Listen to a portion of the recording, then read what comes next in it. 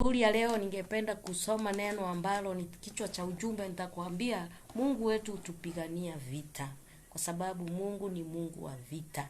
Na asubuhi ya leo nataka kuleta neno la Mungu kutoka kitabu cha Samueli wa kwanza kifungu ya 17. Nitaanza tu mstari wa 44 na nitaendelea mpaka 49 na tutabarikiwa na Mungu. Lakini kabla sijasoma, ningependa tu niruhusu niweze kuomba, nimshukuru Mungu na nishukuru Mungu kwa neno, alafu tutaendelea pamoja. Wacha tuamini. Bwana Mfalme mkuu, tunakuja kwako kwa jina la Yesu. Tunakushukuru Bwana, tunakupea ibada maana wewe ni mwaminifu kwetu. Tukisema ni asante kwa siku hii ambayo umetupea ili tukaweza kushiriki neno lako na watu wako Bwana.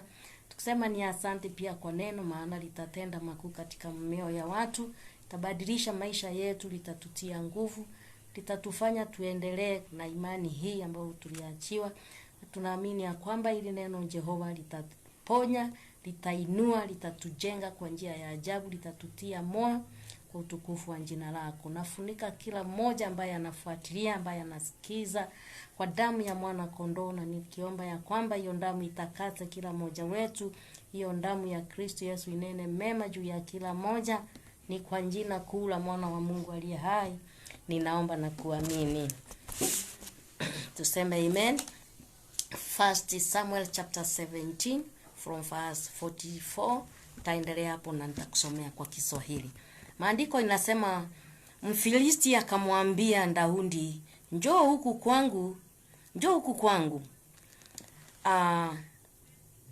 Njoo huku kwangu. Nyama yako nitawapa ndege wa angani na wanyama wa misituni. Ndipo Daudi akamwambia yule Mfilisti, wewe unanijia mimi na upanga na fumo na mkuki, bali mimi ninakujia wewe kwa jina la Bwana wa majeshi, Mungu wa majeshi ya Israeli, uliotukana. Siku hii ya leo Bwana atakuua mkononi mwangu, nami nitakupiga na kukuondolea kichwa chako. Nami leo nitawapa ndege wa angani na wanyama wa nchi misogo ya majeshi ya Wafilisti, ili kwamba dunia nzima wajue ya kuwa yuko Mungu katika Israeli. Nao jamii ya watu wote pia wajue ya kwamba Bwana haokoi kwa upanga wala kwa mkuki, maana vita ni vya Bwana, naye atawatia ninyi mkononi mwetu. Ikawa hapo Wafilisti walipojinua, hapo Mfilisti alipojinua, akaenda akakaribia Daudi. Ndipo Daudi naye akapiga mbiu, akakimbilia jeshi ili akutane na yule Mfilisti. Daudi akatia mkononi mwake mfukoni, akatoa jiwe moja, akatupa na kobeo lake, akapiga Mfilisti katika kipaji cha uso. Jiwe hilo likamuingilia kipajini, akaanguka chini kifundifundi. Hivyo Daudi akashinda yule Mfilisti kwa kobeo na jiwe, akampiga Mfilisti akamuua, walakini Daudi hakuwa na upanga mkononi mwake. Mungu abariki neno lake adhuhuri ya leo, na Mungu akutende mema, wewe ambao unafuatilia, wewe ambao unasikiza, wewe ambao umekaa kando kusikia neno la Bwana. Mchana wa leo nimekuja kukuambia ya kwamba Mungu wetu utupigania vita.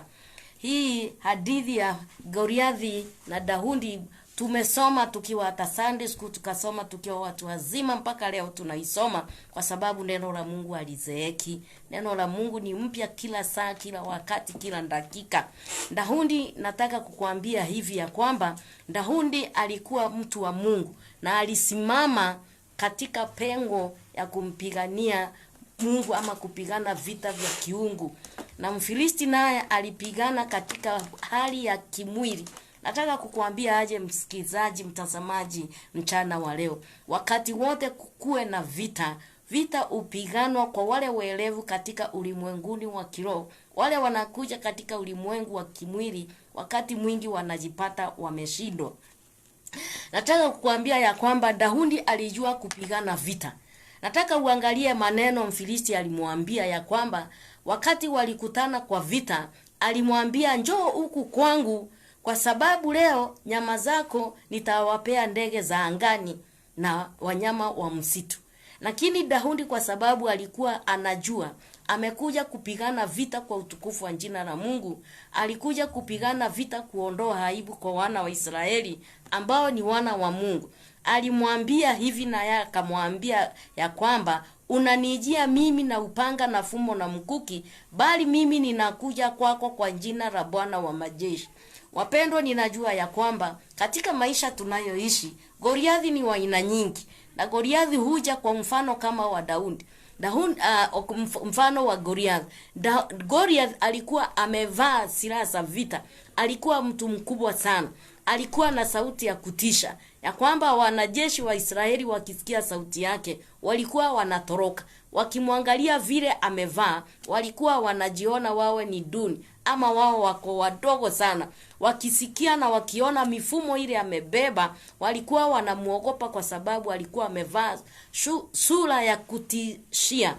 Hivyo ndivyo nakwambia hivi ya kwamba unapoona katika maisha tunayoishi ya kwamba kuna kitu inakutisha kama ya Goliath, ya kwamba unaona jambo ambalo ni nzito mbele ya uso wako ama katika maisha yako, kwa sababu wana wa Israeli walikaa kujificha, walikaa kukimbia, walikaa kutoroka Goliathi na jeshi lake, walikaa kuona haya, walikaa kuona ya kwamba kila siku tutashindwa. Lakini nataka kukuambia ya kwamba macho ambayo tukitazama nayo ya kimwili, tukitazama na mambo ya kimwili, tutapata kushindwa, tutafedheheka, tutasikia tuko nduni. Ninakuomba mchana wa leo, wewe ambao unasikiza, wewe ambao unatazama, wewe ambao umefungua moyo wako usikie neno la Mungu, mchana wa leo nataka kukushauri hivi, kwa sababu katika haya maisha tutakutana na Goliath, lakini atakuja kwa njia nyingine. Tutakutana na kukumbana na matatizo, lakini itakuja kwa njia nyingine. Tutakutana na vitu vya kutisha kama vile Goliath alikuwa anatisha wana wa Mungu. Tutakumbana na vitu za aina hiyo, lakini nataka ufunguke macho ya kwamba ujue ya kwamba wakikuja na mikuki, wakikuja wamevaa silaha, wewe silaha yako ni Yesu Kristo mwana wa Mungu aliye hai. Na nataka nikuambie ya kwamba tumia hekima kama Daudi vile alivyotumia. Tukiangalia huyu kijana alikuwa kijana mdogo, lakini alikuja akijua ya kwamba alikuja akijiamini, alikuja akijua Mungu wa Israeli, na akamwambia maneno ya ajabu hapa. Alimwambia unakuja kwangu kwa mkuki, unakuja kwangu kwa fumo, unakuja kwangu kwa upanga, mimi nitakuja kwako kwa jina la Bwana wa majeshi, Mungu wa Israeli.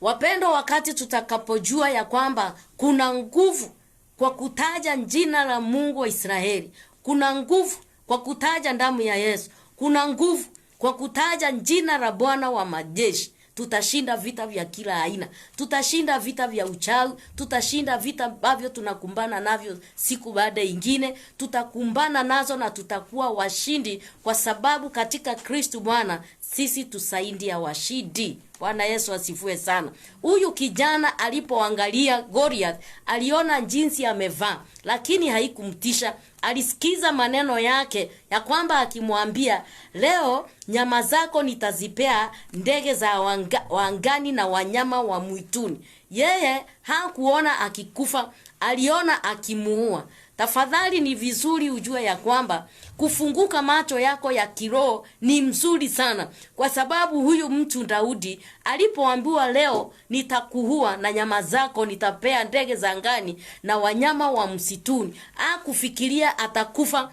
hakufikiria ataangamia, kufikiria ya kwamba haibu itashuka. Alimwangalia na akamwambia wewe unakuja kwangu tu na vitu ambavyo vimeumbwa kwa mikono ya mwanadamu. Alimwambia umekuja tu na ujuzi na akili. Alimwambia tu umekuja kwa sababu umesoea kupiga watu. Leo upigani na mimi Daudi, unapigana na Mungu wa majeshi. Bwana Yesu asifiwe sana. Ili jina lilipotamkwa, nguvu zote za silaha ziliweza kuwekwa chini ya nyayo za Daudi. Nguvu zote alizokuwa nazo ziliweza kusambaratika. Nguvu na uwezo aliokuwa nao uliweza kutingizika in the spiritual realm. Na ndio maana ni vyema ujua ya kwamba jina la Mungu wetu wa Israeli tunapolitumia lina nguvu, liko na uwezo, liko na mamlaka, na linaweza kuharibu nguvu zote za giza na ufalme wote wa kipepo na kishetani ya kila aina. Halipomwangalia Goliath vile alikuwa mkubwa, amevaa vitu kwa miguu, amevaa vitu kwa kifua, amevaa vitu kwa kichwa, akusononeka, akushikwa na uoga ama kupatwa na uoga. Alijua ya kwamba huyu Mungu wa Israeli nimekuja naye, ataweza kuleta ushindi leo katika ufalme wake. Atajishindania kwa sababu si Mungu ambaye amesongwa kwa mikono ya mwanadamu. Si Mungu ambaye ni dhaifu. Ni Mungu ambaye na ni Mungu wa agano. Aliwaambia ya kwamba atapiga maadui mbele zao. Na hivyo ndivyo alitumia. Na akamwambia, ninakuja kwako kwa jina la Bwana wa majeshi, Mungu wa Israeli, Mungu ambaye amenituma mahali hapa.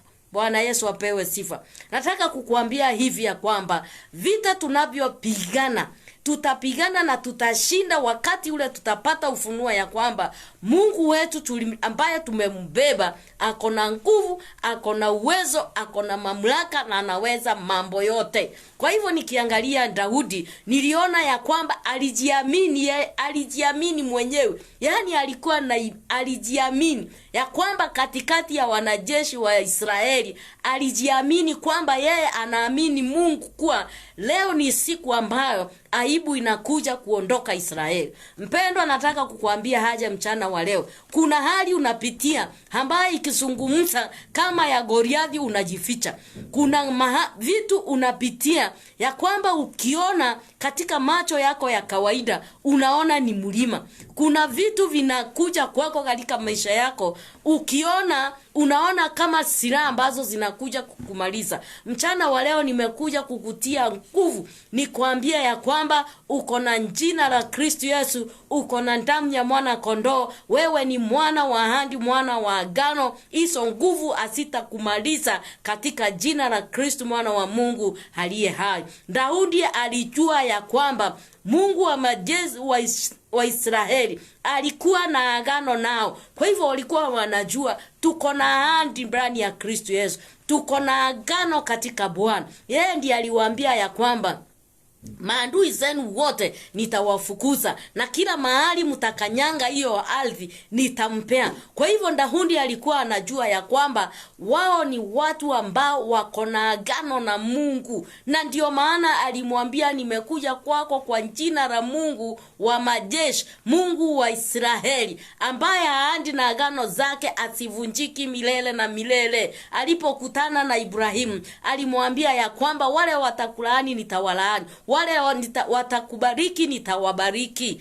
Bwana Yesu apewe sifa sana. Kwa hivyo alikuwa na ufunuo ya kwamba yeye ni mwana wa Mungu. Alikuwa na ufunuo ya kwamba Mungu wetu hawezi shindwa na Mfilisti ama Goliath. Bwana Yesu asifiwe sana. Na hizi vita hakuchukua kwamba ni vita zake. Alisema ni vita za Mungu. Ndio maana anasema Mungu atakuua mikononi mwangu. Hakusema nitaua. Alisema Mungu atakuua mikononi mwangu. Kwa hivyo ni nguvu za Mungu zilitumika kwa wingi kuangusha Goliath. Na mchana wa leo ninakuomba kwa jina la Kristo Yesu, ujiamini wewe mwenyewe vita ambavyo unapigana, kwa sababu kwa dunia hii vita ni vingi, Goliathi ni wengi, sauti ni nyingi, vitu vya kukumbana kila siku na baada ya siku ni nyingi. Ni wewe utajua Mungu wako anaweza. Ni wewe utajiamini kama vile Daudi alijiamini na akasema ya kwamba nitaua huyo mtu niondoe hii aibu Israeli. Kwa hivyo Daudi nikimwangalia alijiamini yeye mwenyewe. Mpendwa, ni lazima ujiamini wewe mwenyewe. Chenye unafanya ni lazima uamini utakamilisha. chenye umeanzisha ni lazima uamini ya kwamba utaweza. Chenye unataka kufanya ni lazima wewe mwenyewe ujiamini. Daudi alijijua yeye mwenyewe na akajiamini kwamba siku ya leo tutapata ushindi. Ni kwa sababu gani? Tunajua Mungu wetu ni Mungu wa majeshi yote duniani na mbinguni, ni Mungu wa majeshi, na hata tuacha tuaibike. Bwana Yesu asifiwe sana. Mahali unanisikiza, ninataka kukuambia, ukiwa unatembea kwa miguu, ukiwa kwa boda, ukiwa kwa gari, mahali ambapo ulipo, jua ya kwamba katika vita zile unapitia, Mungu ukimuhusisha atakushindania. Mungu ukimpea nafasi atakusaidia. Mungu ukimfungulia njia na ujiamini na umuamini, atakupigania. Hii ilikuwa aibu kubwa kwa wana wa Israeli, lakini kijana mdogo aliyekuwa na ufunuo aliweza kuleta ushindi na baraka na shangwe katika kikosi ya wana wa Israeli.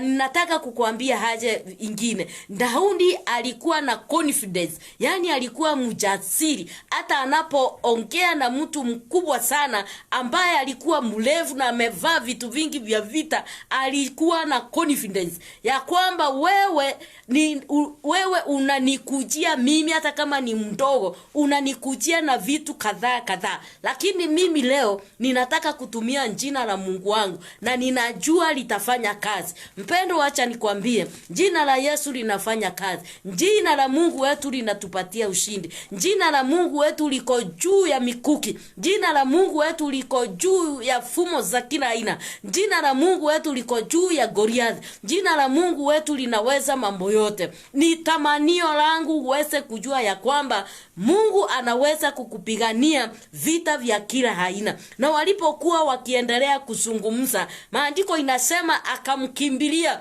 akatoa jiwe katika mfuko wake na akachukua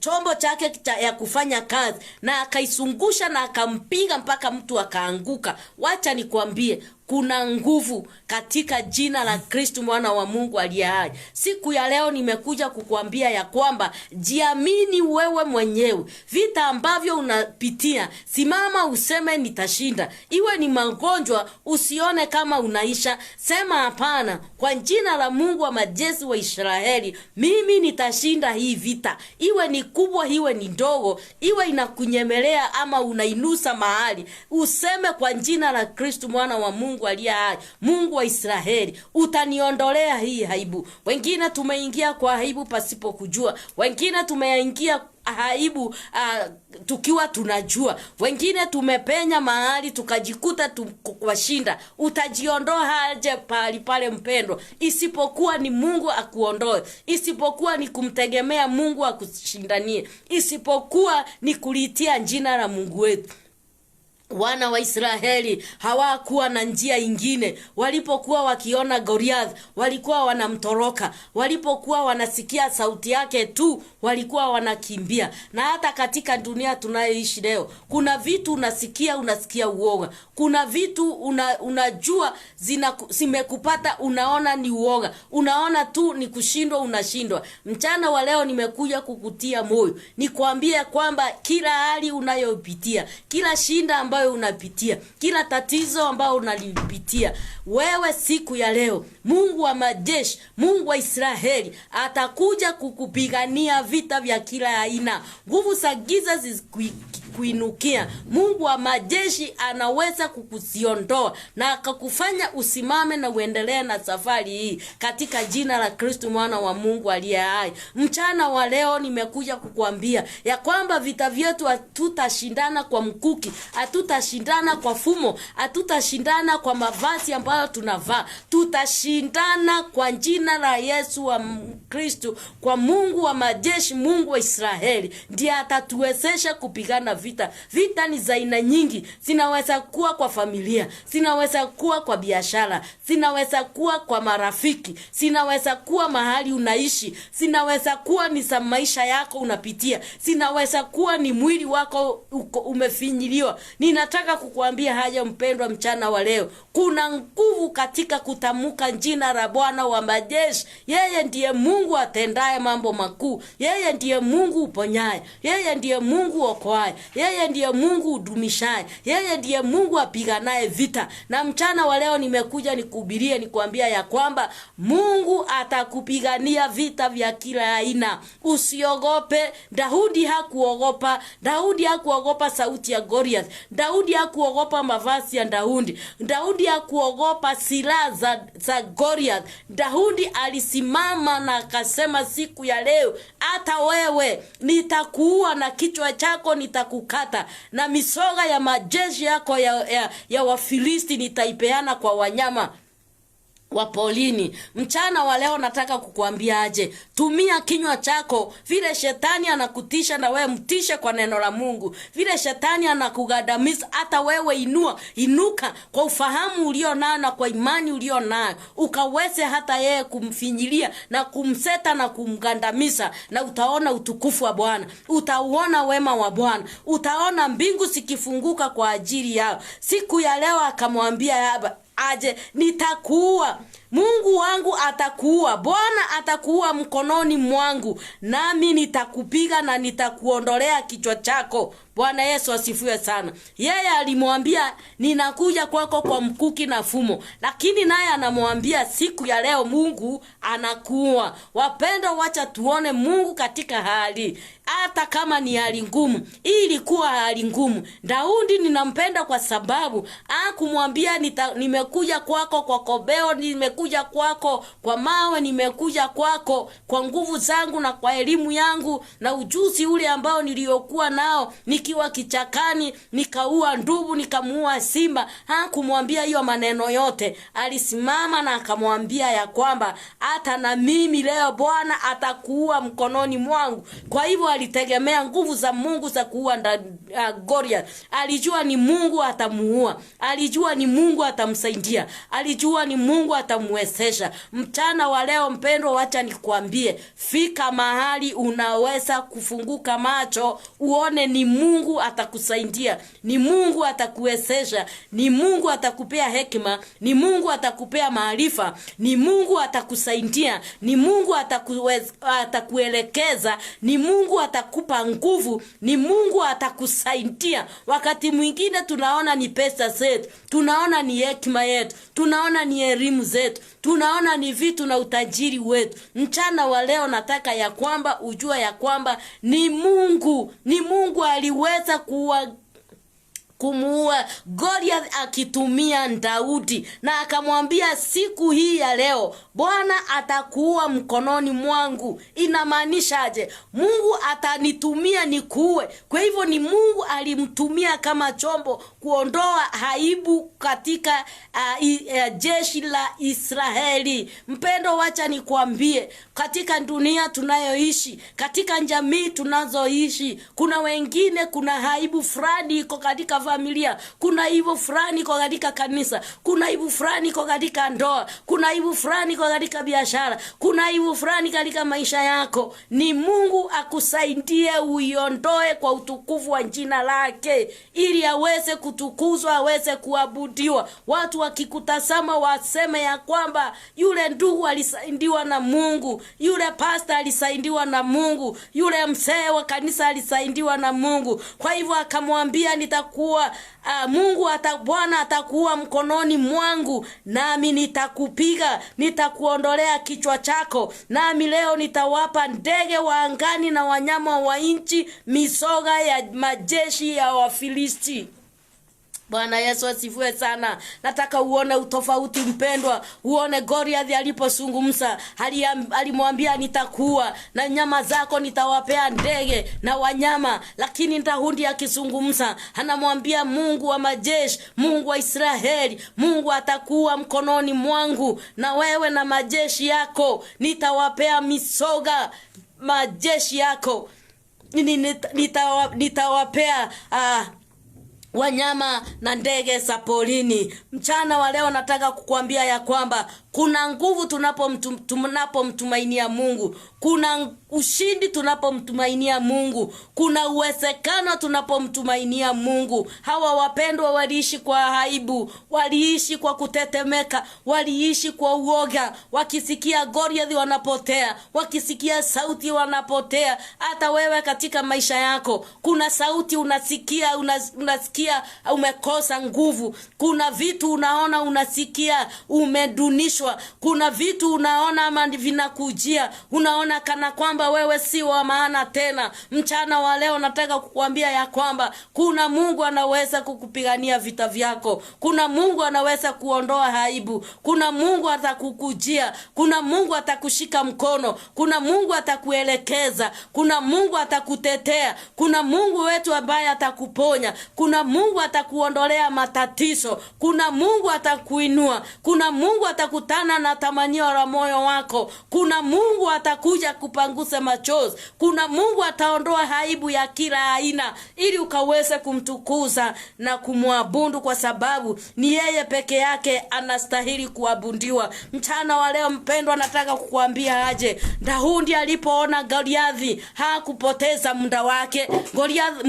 Daudi alipomuona yule mtu Goliath alikuwa anapigana naye, hakupoteza muda wake. Maandiko inasema alikimbia kwa haraka kukutana na wao. Mchana wa leo nataka kukuambia aje, usingojee adui akupate ukiwa hujajiandaa. Usingojee adui akuweke uoga, akutishe, akukute ukiwa umejificha. Hapana, huyu kijana alikuwa anajua siri. Siri ni kukimbia kwa kambi ya adui na kumpiga, na Mungu atamtetea. Na ilikuwa imani ya kipekee. Hata wewe mchana wa leo pokea imani kama hii ya Daudi. Pokea ujasiri kama huu wa Daudi, ya kwamba kama kuna jambo unakumbana nao, sio wakati wa kujificha, sio wakati wa kujifungia kwa nyumba, sio wakati wa kulia mashambani, sio wakati unatembea ukiongea kwa barabara. Hapana, angalia hiyo hali na uiangalie, uiambie nakuja kwako kwa jina la Mungu wa majeshi, Mungu wa Israeli, Mungu ambaye ameniokoa, Mungu ambaye niko na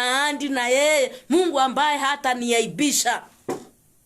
Daudi alikuwa anajua Mungu ambaye alikuwa naye kichakani, akamsaidia kuua ndugu, akamsaidia kuua simba. Akajua huyo Mungu zile nguvu alitumia ndizo hizi atatumia nikaweze kuondoa aibu Israeli. Mpendo, nataka kukuambiaje, usipoteze muda. Angalia hiyo hali na uambie, hautasimama mbele yangu tena. Ninajua Mungu wangu anaweza. Daudi alijua Mungu wake anaweza. Daudi alikuwa na ujasiri na akajua ya kwamba hii aibu itaondoka kwa Israeli. Ni kwa sababu wana wa Israeli ni wana ambaye Mungu aliingia na agano nao, ako na ahadi nao. Kwa hivyo mpendwa, mchana wa leo nataka kukuambia ya kwamba vita tunavyopigana, mpatie Mungu akupiganie. Vita ambavyo tunapigana navyo sio vya nyama, sio vya damu,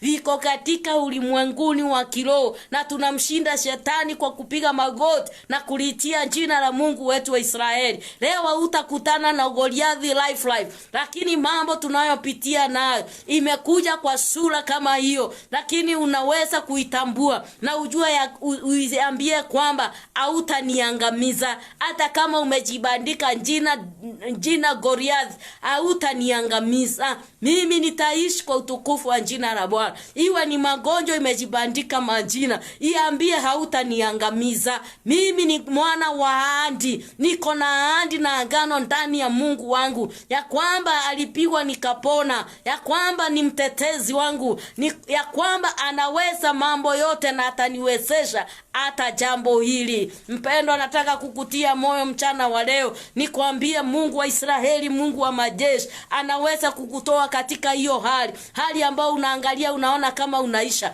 hali ambayo unaangalia unaona ya kwamba kama dunia imekugeukia, hali ambayo unaangalia unasema ni kwa nini ni mimi, hali ambayo imekukumba unaanza kuongea ukiwa peke yako. Ninataka kukuja kwako mchana wa leo, kama unasikia injili hii, nikwambie Mungu wa Israeli, Mungu wa agano, yu pamoja na wewe, hata kuacha. Jinsi vile alikuwa na Daudi akapigana vita hizi, hivyo ndivyo ataingilia hizo vita, aweze kupigana kwa utukufu wa jina lake, ili kwamba ukaweze kujua ya kwamba Mungu wako anaweza, Mungu wetu anatenda, Mungu wetu ni mwaminifu, na uaminifu wake ni wa kudumu milele na milele na milele. Mpendwa, sema amina. Mchana wa leo nimekuja kukuambia ya kwamba Daudi alikuwa anajua vita hizi ni za Mungu, na akawa anajua ya kwamba silaha zenye huyu jamaa amebeba Goliathi asina uwezo, asina nguvu na asina mamlaka. Alisimaliza nguvu wakati aliposema, nimekuja kwako kwa jina la Mungu wa Israeli, Bwana wa majeshi. Pendwa, nikimalizia mchana wa leo, nataka kukusomea mstari ambao uko katika kitabu cha Wakorintho wa pili kifungu cha 10 mstari wa 3 na 4, alafu tutaendelea kuomba. Maandiko inasema hivi, 2 Corinthians chapter 10 from verse 3. Maandiko inatuambia namna gani? Maandiko inasema ya kwamba, maana ingawa tunaenenda katika mwili, maana hata kama tunaenda, hata kama tunatembea, hata kama tunaishi katika mwili, maandiko inasema atufanyi vita vyetu, atufanyi vita kwa jinsi ya mwili. Sikiza vile maandiko inasema, hata kama ingawa tuko katika mwili, ingawa tunaonekana tukitembea katika mitaa, ingawa kama tunaonekana tukiwa tunatembea kwa street, ingawa tunaonekana, ingawa unaniona niko hapa, ingawa utaniona huko nje, ingawa unaona Wakristo wakitembea pale na pale, wako katika mwili. Maandiko inasema hivi ya kwamba atufanyi vita kwa jinsi za mwili, atupigani katika mwili. Ni lazima upate hii maandiko mpendo. Atupigani vita vyetu katika mwili. Vita vyetu haviko kwa mkuki. Vita vyetu haviko kwa mfumo kama ule Goliathi alibeba. Vita vyetu haviko katika silaha ambazo zinaonekana. Vita vyetu atupigani katika mwili. Tunapigana vita vyetu katika magoti, katika maombi. Maandiko inasema ingawaje unatuona katika jinsi ya mwili, maandiko inasema atufanyi vita kwa jinsi ya mwili. Hatutabeba mkuki, hatutabeba mawe, hatutabeba miti, hatutabeba matusi, hatutabeba mambo ya kimwili, hatutabeba silaha.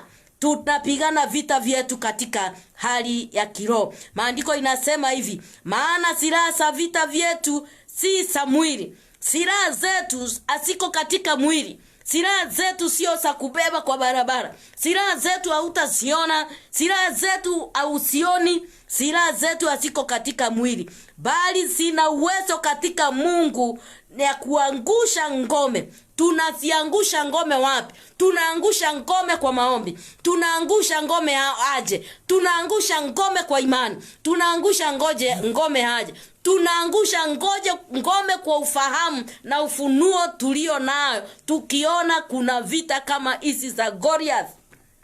Bwana Yesu asifiwe sana. Na vita na silaha zetu zina uwezo katika Mungu ya kuangusha ngome za kila aina. Bwana Yesu apewe sifa sana. Na chochote kila kitajiinua kinyume na mawazo, kinyume na neno la Mungu, tunaangusha. Kwa hivyo nataka kukuambia aje mpendwa mchana wa leo. Kuna mambo unapitia, kuna vitu unapitia, kuna sauti unasikia. Kama vile wana wa Israeli walikuwa wanasikia sauti ya Goliathi vile inatisha, wakimuona ni mtu mkubwa, amevaa silaha ambazo si za kawaida, akitoa matamshi yake wanapotea. Hata wewe pengine uko katika hiyo hali ya kwamba ukisikia sauti fulani ikikuja katika maisha yako, unasikia sauti fulani inakujia hata kwa barabara, sauti fulani ukiketi na mtu inakwambia. Wacha nikwambie mchana wa leo, wale wapendo walisikia wakatoroka. Lakini leo nimekuja nikukwambia ya kwamba ukisikia sauti kama hiyo, vita vyako sio katika mwili. Enda kwa maombi, liitie jina la Mungu wa Israeli, uangushe ngome za kila aina na kila nguvu za giza, usurutani na mapepo na nguvu za aina yote. Usiweke chini ya nyayo zako katika jina la Kristo Bwana wa Mungu aliye hai.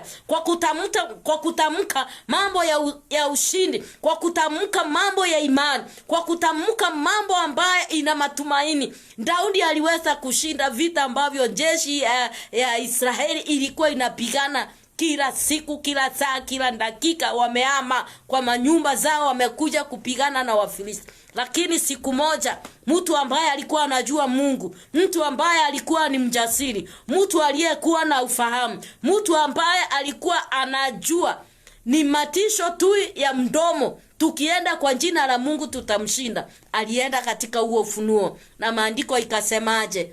Alimuua Goliath.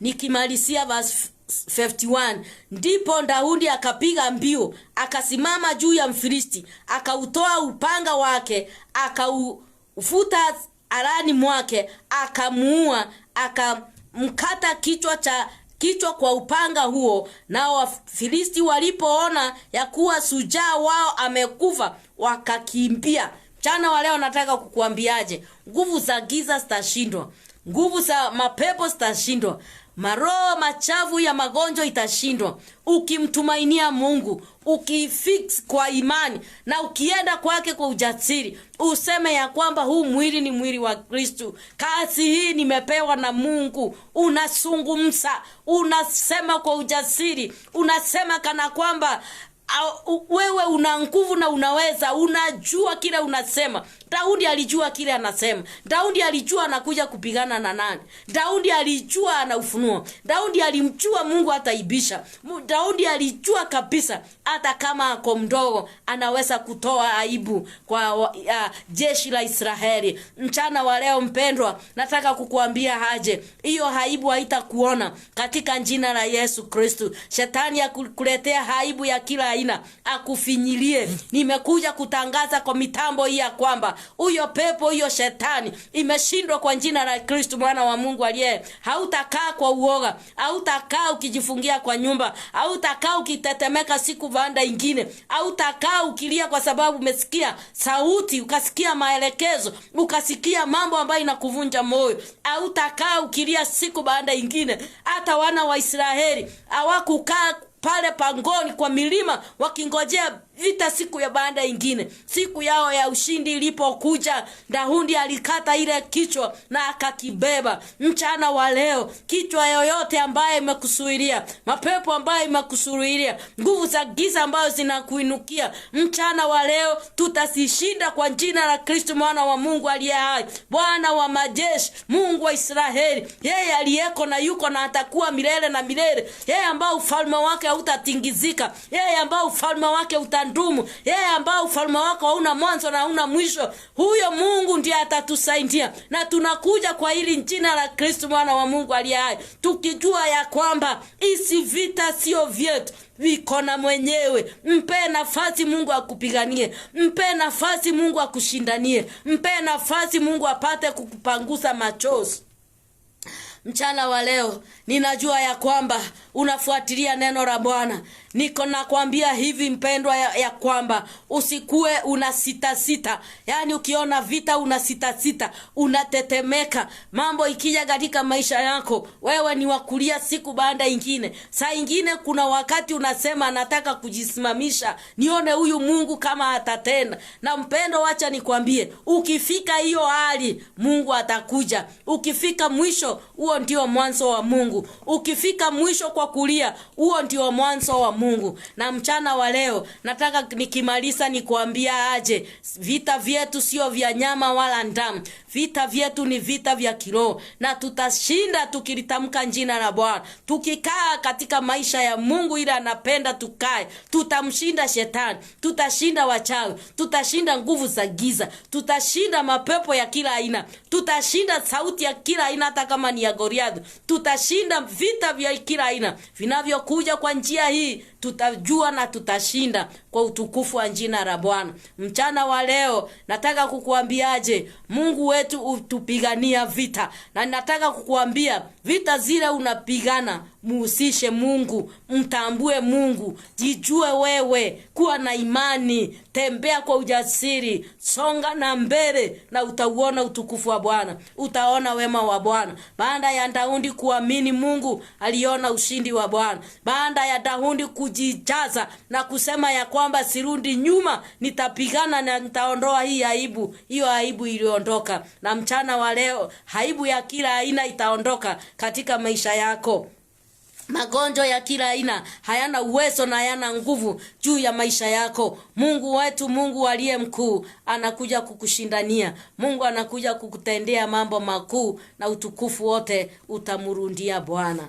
Asanteni, Mungu ambariki sana, Mungu amtende mema. Naomba tukaweze kuomba ili tukaweze kumalizia neno letu la mchana wa leo, na ili neno litaendelea kesho. Tuombe pamoja na Mungu wetu atakusaidia. Bwana uishie milele, tunakuja kwako kwa jina la Yesu. Tutasema ni asante kwa neno ambalo umetupea. Asante kwa wale wamesikiliza. Asante kwa wale wamefuatilia. Ninajua ya kwamba Mungu wa mbinguni umefunulia kila moja kulingana na imani yake. Umefunulia kila moja kulingana na ombi lake, na umewatendea kwa utukufu wa jina lako. Siku ya leo tunataka kuamini pamoja. Goliathi ameshindwa, sauti ya kila aina imeshindwa. Chochote ambacho kimesimama mbele yetu kikijifanya kama Goliath kimeshindwa kwa jina la Kristo mwana wa Mungu aliye hai. Na sisi ambao tumeokoka tunakujua Bwana, tusaidie kulitumia jina lako. Tusaidie kuwa wajasiri, tusaidie kupenya, tusaidie kuinuka, tusaidie kuwa na ufunuo kwa utukufu wa jina lako. Naombea wasikilizaji, naombea watazamaji, wale wote Bwana wamekumbwa kwa njia moja ama nyingine kwa hali ngumu. Ninaomba ya kwamba Mungu wa mbinguni, mkono wako mkuu wafikie, mkono wako mkuu wasaidie, mkono wako mkuu watende mema kwa utukufu wa jina lako. Wagonjwa wapone katika jina la Yesu. Wale wafungwa wafunguliwe. Wale wamesetwa na kugandamizwa na adui wawekwe huru kwa jina la Kristo mwana wa Mungu aliye hai. Nafunika watazamaji wetu, wasikilizaji wote kwa damu ya mwana kondoo. Naomba uwatie nguvu, naomba uwaonekanie, na jina lako litahimidiwa milele kwa jina la Kristo mwana wa Mungu aliye hai. Tunaomba na kuamini. Tuseme amen.